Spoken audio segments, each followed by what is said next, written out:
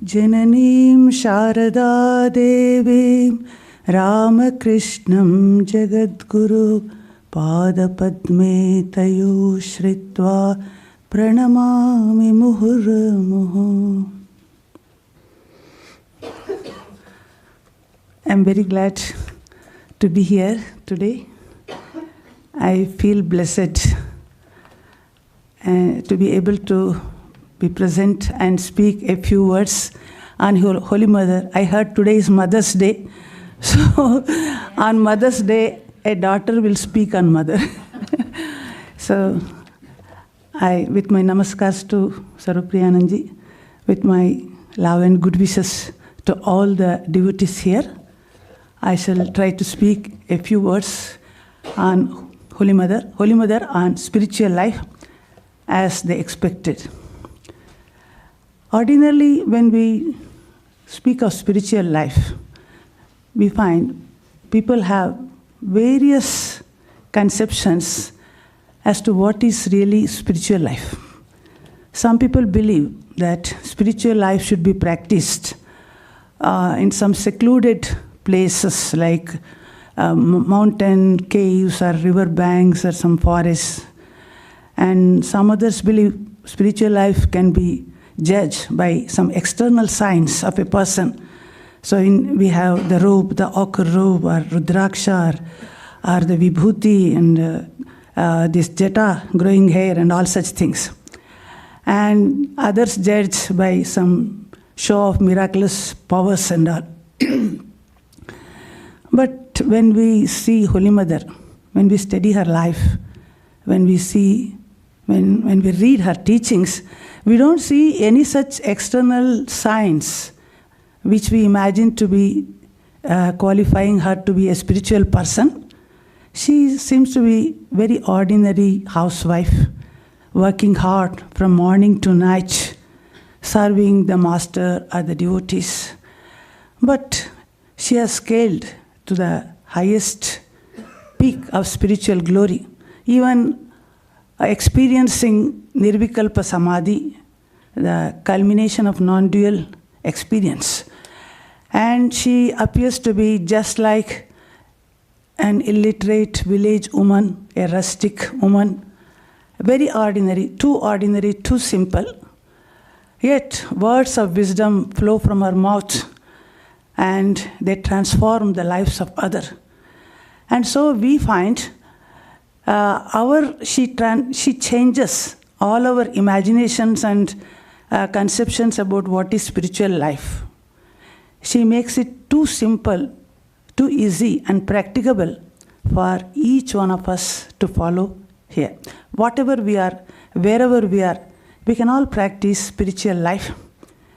And I feel we have the nature of complicating things, and she has the nature of simplifying things. We believe spiritual life is something very, very difficult thing. For example, when we read our scriptures, we find the acharyas, the great spiritual teachers, they prescribe various fitness requirements for an aspirant.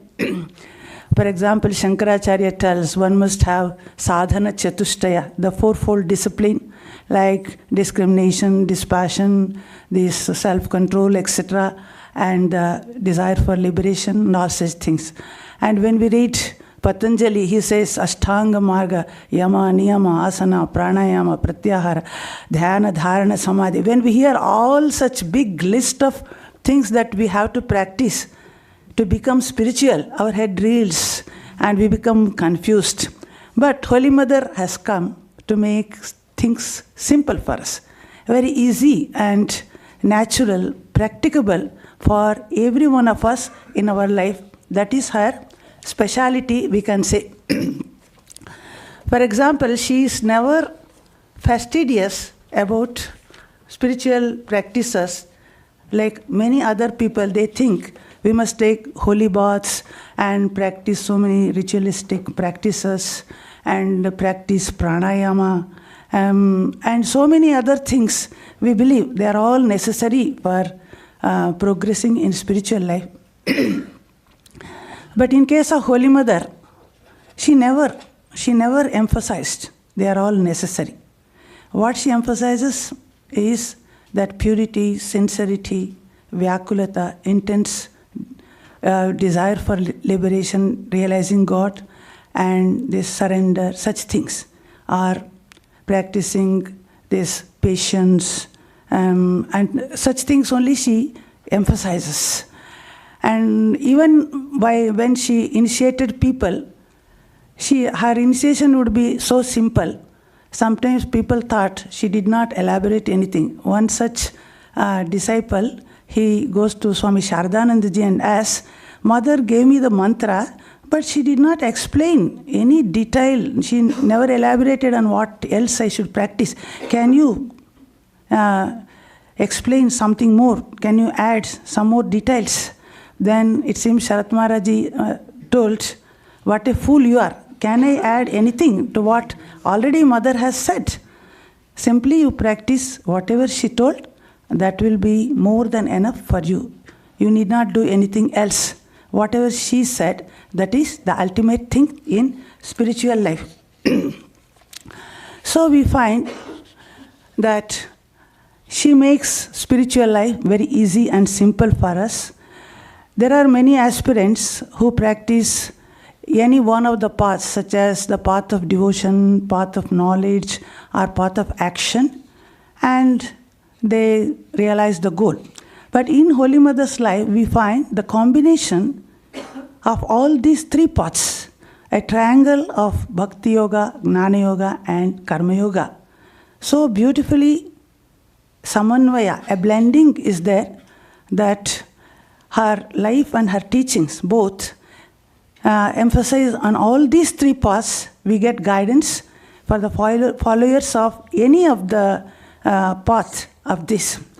And even in those, she makes things very simple and easy for us. For example, let us take now Bhakti Yoga, the path of devotion, as if it is the first angle in this triangle. And she says once to Swami Arupananda, what else is spiritual life besides praying to the Master, repeating his name, contemplating on him? And the Master, what is there? He is our own. He is our own eternally. So simple practice she is prescribing. We all know that spiritual life means prayer, japa, and meditation. So she says, what else is there besides praying to the Master, that is prarthana, prayer, and repeating his name, that is japa, and contemplating on him, dhyana. If we can practice these three things, then Master is our own. He is our nearest and dearest, and we can achieve by having any intimate relation with him, as if mother, he is our mother, our child, our friend, the different attitudes. You can practice and you can have Master as your own. So then what she says about prarthana? She says that she even teaches how we should pray. Of all the prayers, she tells us desirelessness, nirvasana, we should pray for that. Because the desires are the root cause of all our troubles, all our bondages. And if we can become desireless, at this very moment, we can have God, we can realize God. So that is the best type of prayer which can give you immediate liberation, as Mother says. She also tells us how we should pray for purity of the mind, how she herself prayed. Seeing the moon, she prays. Even in the moon, there are some blemishes, some spots. May my mind be spotless, pure like moon. She prays like that. And then she prays to the Master. She says, I prayed not to see faults in others. She tells us, in the beginning, I too used to see faults in others. After praying to the Master with tears, and then I could overcome this habit of seeing faults in others. When she went to Vrindavan, to Banki Bihari temple, the Lord Krishna's temple, she prays, O Lord, your form is curved, but your mind is straight and pure. May my mind be without any crookedness, straight and pure like yours. So in that way she teaches how in a simple way, we can connect ourselves praying to the God. Then, regarding the japa, she emphasizes that japa is the simplest and easiest way of realizing God. Japat Siddhi, she repeats. Just by repeating the name of God with devotion, you can realize God. Nothing else is enough, she says. So, once a disciple wrote to her in a letter, even after practicing sadhana for such a long time, I have not attained anything much. Then mother writes, do you think God is simply a vegetable or a fish that you can buy, paying some price? Your duty is to pray. Your duty is to practice sadhana, do japa meditation, and when God wills, He will shower His grace on you. And another disciple asks her, I can't calm my mind. I don't have concentration. This is a problem for every one of us, and this devotee is representing all of us. But mothers say, if the mind is pure, why can't one get concentration? Why don't one have God visions? If one can practice, repeat the name of God for at least 15 to 20,000 times a day, then one is sure to get some results. I assure you, she says, I have seen myself that it happens. But one must repeat the name of God with some devotion, with some attention. And then if one sits for japa, even effortlessly, the name bubbles from inside. If one practices japa for some time, effortlessly the name comes from inside. Then she says, nobody practices.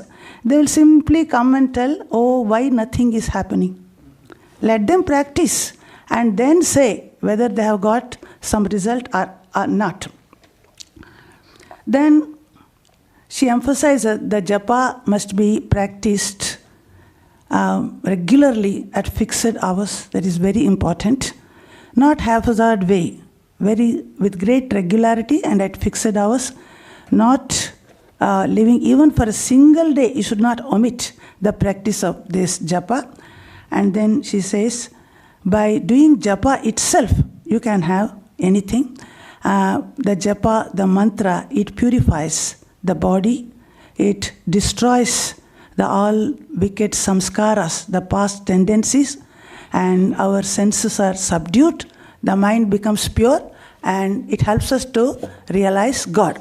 And the mantra is very powerful. She says, it is just like a seed of a tree, just the small seed of the banyan tree. Out of it can come a big tree.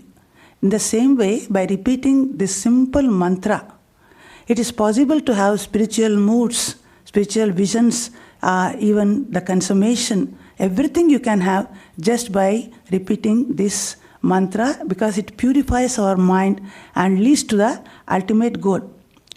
And she tells, just like the timepiece constantly makes sound tick, tick, tick, like that, constantly the mantra should go on within our mind, and then that will be enough. Everything will be automatically done by such practice. And as the wind disperses the clouds, so the name, the mantra, it destroys all the past samskaras, the worldliness from our mind, and we can attain to God.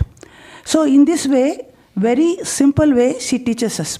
Then somebody asked mother, suppose one practices japa mechanically, without any this devotion or that, can it be any use for us? Then mother says, if you jump into the water, or if somebody pushes you into the water, the effect will be the same. In either case, you will be able to you will be able to realize the end, realize God. So even mechanical japa is also having some effects. And another person asks, by what means God can be realized? By worship, by japa, or by meditation? Then mother tells, by none of this, by true surrender. By the grace of God, only things happen. But one should not give up the practice of japa and meditation, because there are so many long-standing samskaras deep-rooted from so many lives. In order to purify our mind, we need to do japa and sadhana. And when the God likes, when He wills, out of His sweet will, we can attain Him. And she tells, just like by handling the flower, this fragrance comes out. By rubbing the sandal piece, then the perfume comes out. In the same way, by repeating the name of God, you can attain the Lord. So in this simple way, she tells us. Another lady devotee once asked Holy Mother, Mother, you taught us how to do japa of Sri Ramakrishna, the master, but you never taught us how to repeat your name, how to call on you. Then in a very casual way, she tells, oh, you can call as Radha and you can do japa for me. Or you can call as Sita and call me. Or if you cannot do, you can do any name of any god or goddess that is appealing to you. With that name, you can call on me. Even if that is not possible, simply say Ma, Mother, and call on me. So that will be enough, and I will answer that call. So just think how easy and simple she makes spiritual sadhana for us. Just like in Gita we read, Ye yatha mam prapadyante tams tathaiva bhajamyaham. In whatever way the devotee approaches me, in the same way I reach him. So Mother also tells, and we are also reminded how Sri Ramakrishna in his last days, before he passed away, he tells Narendranath, he who was Sri Rama in Ramavatar and he who was Krishna in the incarnation of Krishna is Ramakrishna in this birth. Now Holy Mother also, almost she is accepting that she is that divine power which accompanies an incarnation. Just like Sita accompanied Sri Ram, or Radha accompanied Sri Krishna, in this incarnation of Sri Ramakrishna, she is accompanying him as Sharada. She openly admits that she identifies herself. We can't say these words orally like that, call on me as Radha or Sita. How can one utter such words? She knew it was she only, Radha or Sita, or so any god, and even any god or goddess, because she is the embodiment of all gods and goddesses. We know we call Sarva Deva Devi Swarupini. If Sri Ramakrishna is Sarva Deva Devi Swarupa, Mother is the embodiment of all gods and goddesses. Then naturally, in whatever name you call her, that will reach her. And if you can't do that, she gives even a simpler prescription. You just repeat Ma, Mother, that is her. Who doesn't know this word Ma? Even a baby knows to repeat Ma, because our relation with our mother is even before our birth. We have that closest link with our mother. And so Mother, Holy Mother is the universal mother, and we are all her children. So she makes it so easy. You call me as Ma, and then I am going to come to you. Many of us have the idea that when we take mantra diksha, we must approach a very great professional teacher, and we must follow many ritualistic processes and all. And then the mantra should contain complicated Sanskrit words. Then only if we repeat that, then it will be effective. But Mother doesn't say all that thing. Your love and your feeling is enough. If you simply think, she is Mother, I am her child, then in that way also Mother is ready to accept our prayer. So I told about prarthana and japa. Now meditation, she says, meditation is just to think constantly about the feet of Lord. Keep your mind immersed in the thought of Lord. That is meditation. So if we can do this, naturally we feel God is our very own. He is not an outsider. So our own mother, our own child, our sister, our friend, in whatever way we approach, ultimately it is possible for us to realize God. So Bhakti Yoga, Mother has made it very simple for anyone who wants to practice it. Then coming to the second angle, the path of knowledge, Mother told devotee, what happens when one practices spiritual sadhana for a long time? Does one grow two horns? No. One realizes the same truth within you is present in everyone, even in the lowest of the person. This is nothing but Brahmagyan, I should say. If you can understand, the same Atman which is in me is present in everyone around me. That's the highest knowledge, the path of knowledge. That's what we want to attain, that Brahman is present everywhere. And another time she says, when you practice this sadhana, then you'll be able to discriminate between what is real and unreal, and your spiritual consciousness will be awakened, and you go beyond birth and death. So in this way, she makes even Gnana Marga, the path of knowledge, very easy and simple for us. Actually, this knowledge of Brahman was not merely an intellectual assumption or theoretical knowledge in Mother's case. She experienced it in every moment of her life, that Brahman is present everywhere. In so many casual utterances, we find her telling.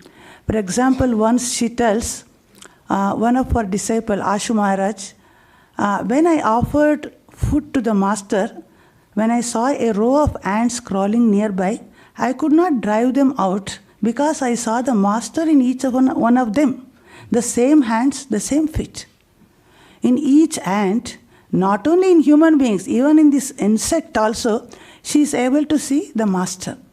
At another time, she tells Gyan Maharaj, we all know this incident, when she used to stay at Jairambati, the cats were there, and mother loved the cats and they used to feed nicely. But one Gyan Maharaj, one of the Maharaj, he saw this cat was always doing nuisance and he would beat. So when mother was to leave for some days to Calcutta, she tells Gyan Maharaj, Gyan, look after the cats well, don't beat them, because I only am present in them. How could she utter such words? We can't even imagine. She could have told, look after the cats well, because to show compassion is a noble virtue. Being a monk, you should show compassion to everyone. But she doesn't say those words. She says, I am present in them. Just imagine the state of Gyan Maharaj's mind, you can imagine. From that day, he could never beat it. On the other hand, we hear he showed so much affection to it and he would feed it nicely and look after. Every time he goes near it, he remembers mother. Mother is present even in this cat. So it was an experience for Holy Mother that she was present in every being. So we find this, I would say, this is the practical Vedanta. It's not simply reading some scriptures, Vedanta, and telling Aham Brahmasmi or Tattvamasi and all that things. But she experienced that she was present in all beings. She sees the master in all beings. So that is the ultimate knowledge, we should say. And we know even she experienced Nirvikalpa Samadhi. There are definite proofs. When she was staying in Nilambar Mukherjee's house, we hear one day she was meditating with Yoginma and Gulabma on the roof. Then she was not coming to normal state for a long time. When she came down, she was telling, where are my hands, where are my feet? Then they had to press her hands and feet and bring back that body consciousness to her. She had such experiences in many other places, Vrindavan and other places also. Another time she tells, after such an experience, I could not enter into this body. It was lying like a corpse. I felt so disgusting to enter into my body. So she had experienced that highest state of Nirvikalpa Samadhi also.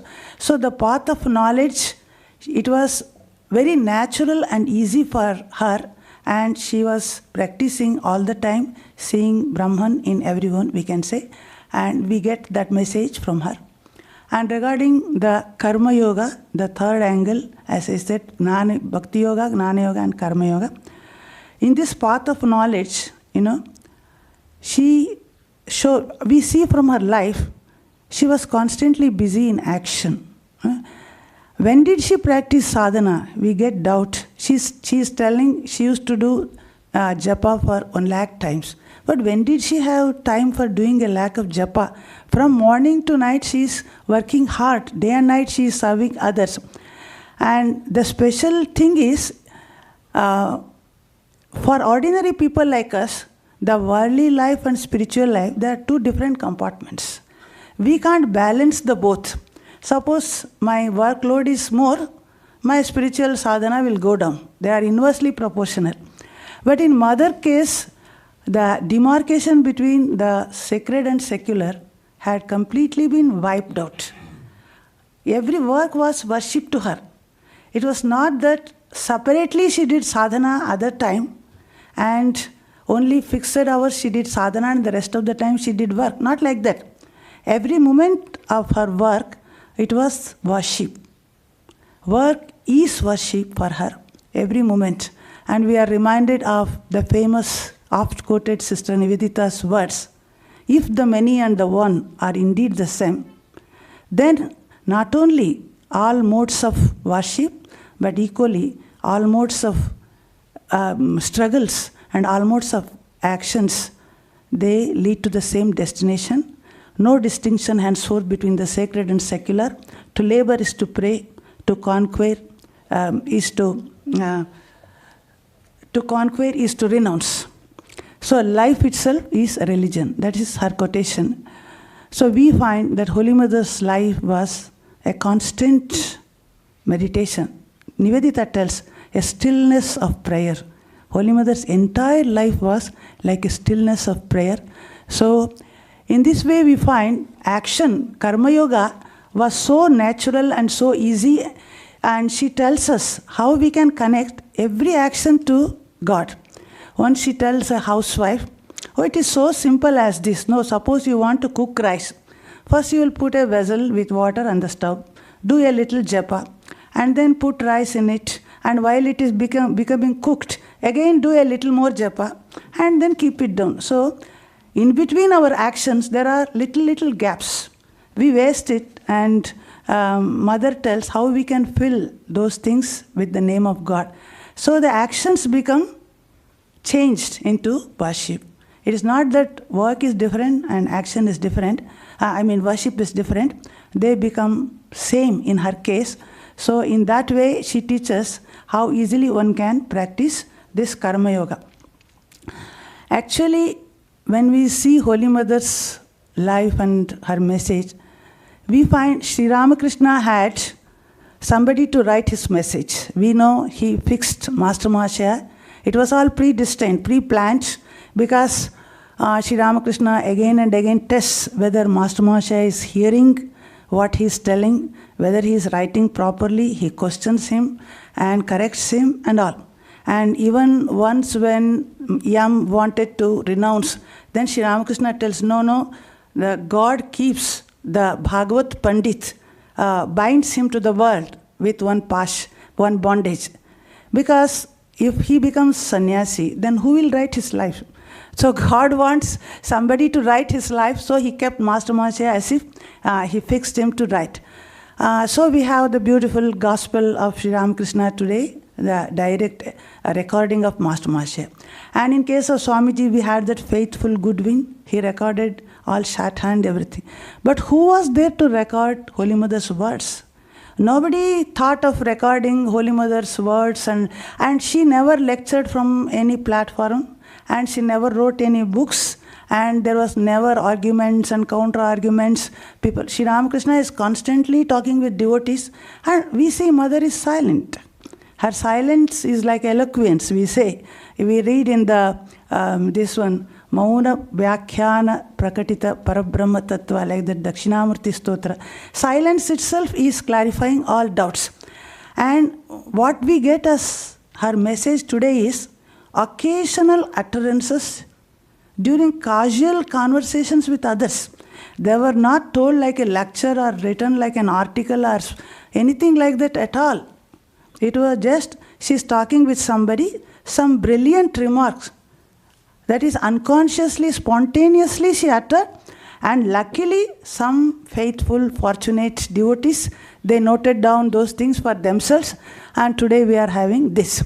So What I want to say is, when we say mother's message, it is not in that form of lectures, as in case of Sri Swamiji, or in the form of gospel for Sri Ramakrishna, but mother's life itself is her message. The entire life itself, we can read her life to understand what is her message. It's not separate from life as a lecture or something like that.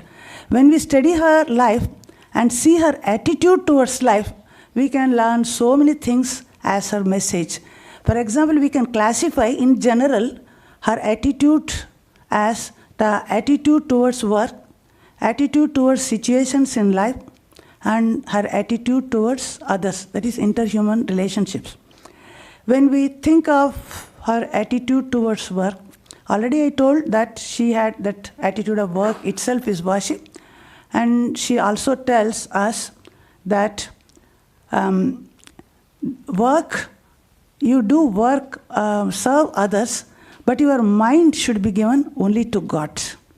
And mind should not be kept loose, roaming here and there. Constantly engage the mind in some good work that makes the mind healthy. How can the mind be healthy if you don't engage in work? Now, one thing can be specially pointed out here, that is, when Swami Vivekananda introduced the path of karma, karma yoga, as part of sadhana in our Ramakrishna Math and missions, Shiva Gnane Jiva Seva, serving the Jiva as Shiva. Now, many did not understand the significance of that.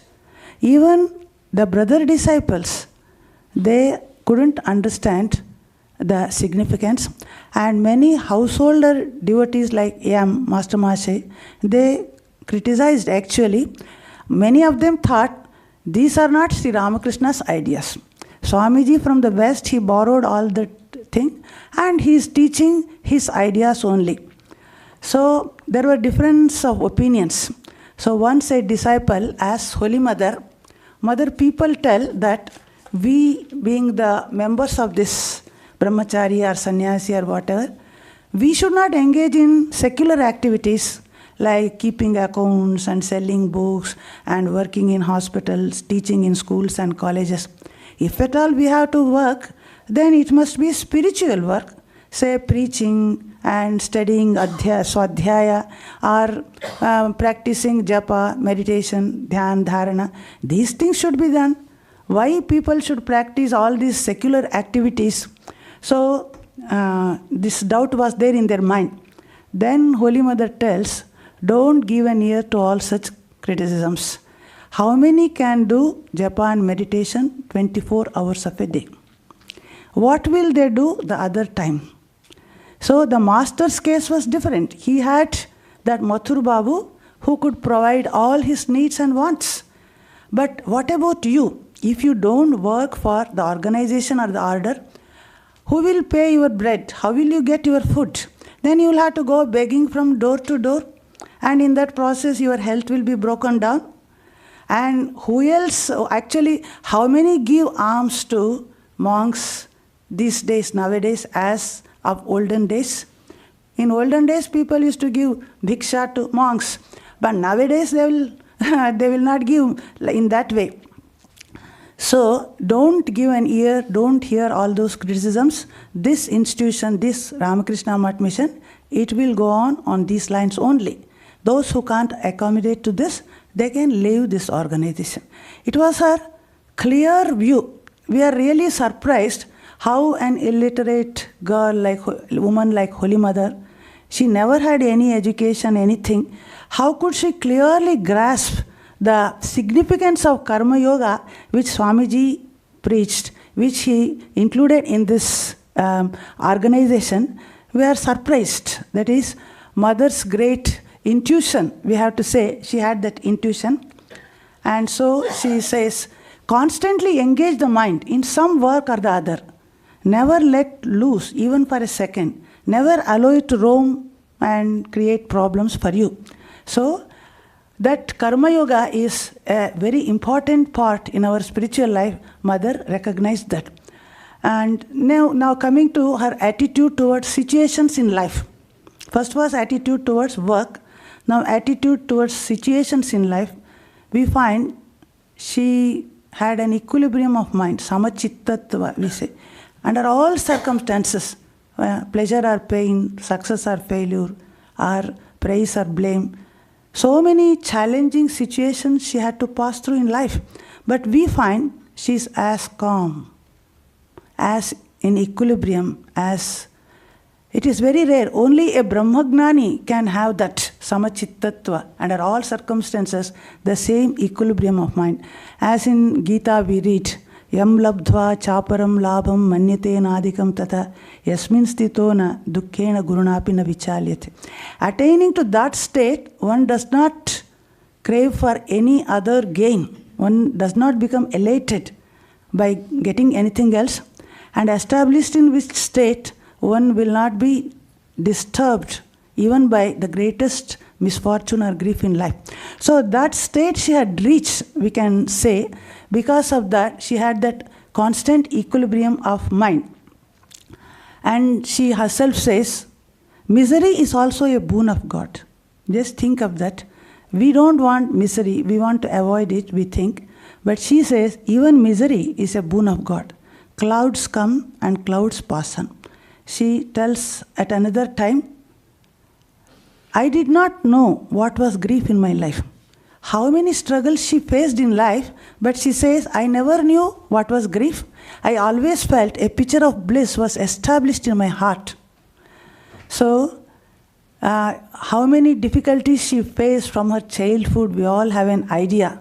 That is, no education, no freedom, hard work from morning to night, then early marriage, then widowhood.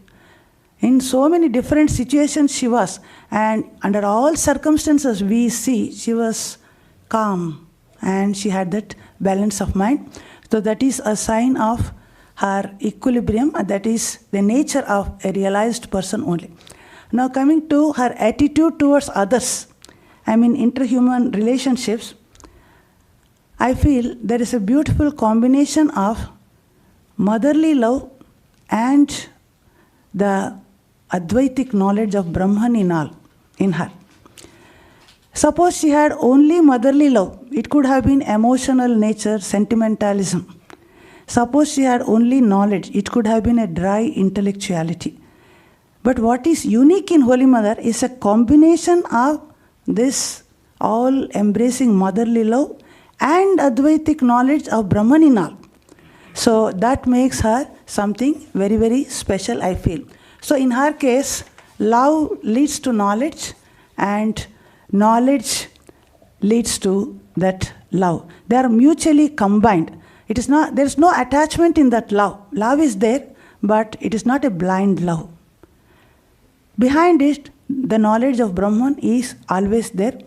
We know love breaks all barriers, and even knowledge can penetrate through all barriers and see the Brahman behind. So, because of the combination of this, she had that abhranta drishti, we say, unconfused, correct view of things. And she had that samadarshitva, that same-sightedness. That's how she could see whether a person is rich or poor, scholarly or an ignorant, good or bad. Everybody is hers. She can treat all on the same scale, and that equal same-sightedness, that's also is a sign of a Brahmagnani, I feel. Now, the Vedanta tells Brahma Satya Jagat Mithya. That is, Brahman alone is true, the world is unreal. So, what happened was, in the old time, Advaitins, they thought to engage in secular work was useless. They must practice spiritual life by retiring to some mountain caves or deep forest or river banks or some place away from the human habitation. So this sort of, and they believed work can never lead to knowledge. At the most it can lead to nishkam karma, can lead to chitta shuddhi, purification of the mind, but never ultimate knowledge. So this conviction, this sort of feeling in them led to a negative emphasis on life, work and human relationships. Whereas in the case of Holy Mother, it is different. The Advaita philosophy shown by Sri Ramakrishna, preached by Swamiji and demonstrated by Holy Mother, it has a positive emphasis towards life, work, and interhuman relationships. Holy Mother never said, "Oh, the world is illusory, nobody belongs to you." She says, "The whole world is your own. Nobody is a stranger." Can we see the difference? There was never this negative emphasis on life, living in this world, yet how she could work for the welfare of all. So, there is love, but there is no attachment. Or if attachment is there, detachment is also there, side by side. Swami Sharadanandaji once tells, "I have never seen such deep attachment and detachment in the same person." When Sri Ramakrishna passed away, Holy Mother also wanted to give up her life. In the beginning, she was very much disturbed. Then, according to the master's instructions, keeping Radha as Yogamaya as a support, she lived in this world. So, many people thought Holy Mother's love towards Radhu was an attachment. They used to criticize. One Swami Vishweshwarananda, one of the monks only, he says, "Mother, why are you so attached to this girl? You are constantly telling Radhu, Radhu, Radhu." Then Mother becomes serious. She says, "Yes, where can you find another person like me? Show me at least one example." Then she says, "Do you know, when a person practices sadhana for a long time, the mind becomes subtle, pure, and one-pointed. With such a mind, whatever object you touch, it appears like attachment, but it's not attachment." So, Mother clarifies her love towards anyone. It was never an attachment. That's the reason in the last days she never wanted Radhu to be by her side. She tells others, "Remove her away. I don't want her." Completely she withdraws her mind. So we find Holy Mother has taught this also, her attitude towards others. One more thing which Holy Mother teaches, I feel her message is Shraddha. Shraddha towards everyone and Shraddha in action. Because ordinarily when we talk about Shraddha, we understand Shraddha as faith in the words of scriptures, faith in the words of God, or faith in the words of Guru. And Swamiji added faith in oneself. Even if you have faith in millions of gods, if you don't, 33 millions of God, if you don't have faith in yourself, then you are nowhere. Then Mother says, Shraddha in action. You must respect, revere every object, not only human beings. Human beings she respected, we told, ants, it may be ant, it may be cat, everywhere she is Brahman. Even non-living objects, you can't think they are useless, contemptible, you can throw them away. Even a broom should be respected and kept in its place only. And somebody had brought fruits in a basket, and the monks, after taking the fruits, they threw away the basket. And Mother tells, "Bring that basket." Even it can be used for something. We can keep the vegetable, these peelings or something in that. So everything should be respected. Nothing can be condemned and looked down, because the same Brahman is present everywhere. Giving honor to all, respecting all, that is something very special thing that we taught us. We find she teaches us. And then, so we can finally conclude that in the beginning I said, what are the signs of a spiritual person? We have so many mistaken views, but when we understand what is spiritual life, when we see Holy Mother, when we study her message, that equilibrium of mind, that samachittatva, and that samadrishti, the same-sightedness, and that wonderful compassion to all beings, and then contentment. Contentment doesn't depend on any external object. Contentment coming from inner joy, and cheerfulness coming from that contentment in her. We find in her life, in this present age where greed and more we have wants and all this, Mother's teaching is be content. Contentment is the greatest virtue. She teaches us. And then patience. Under all circumstances, be patient. He who is patient, he lives, he survives. He who doesn't have patience will be destroyed. That's what she tells us. And lastly, that feeling identity with everyone. So the whole world is hers. Nobody is a stranger. That is a wonderful thing. That's why she says, don't see faults in others. seek to your own faults. The entire world is your own. We can love few people, but we can't love all. And even in that love, there is difference. We love some people more, some people less. But Mother teaches, if you don't have any expectations from others, then you can have that impartial love towards others. So the real signs of a person who is spiritual, we can find in Holy Mother's life and her teachings, we can find out. I am reminded of the famous saying from Swami Ranganathananji. He says, "Are you growing spiritually? Has your heart expanded? Can you dig affection into the hearts of others? Do you experience bliss within? Do you radiate it outside? Then you are spiritual." I feel Holy Mother has given the best idea about spiritual life to us, and may she bless us that we may have a little bit of that spiritual quality and progress in our life. Thank you.